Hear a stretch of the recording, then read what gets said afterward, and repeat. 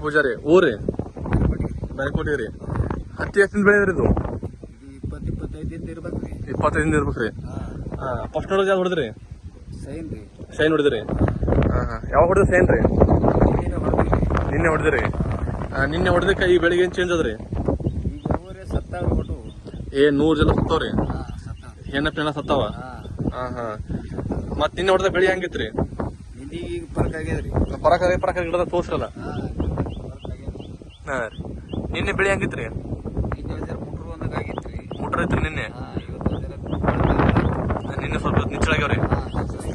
ಏನಪ್ಪ ಏನೂ ಇಲ್ರಿ? ಕಮ್ಮಾಗ್ಯಾವಲ್ಲಾನು ಏನೂ ಇಲ್ಲ.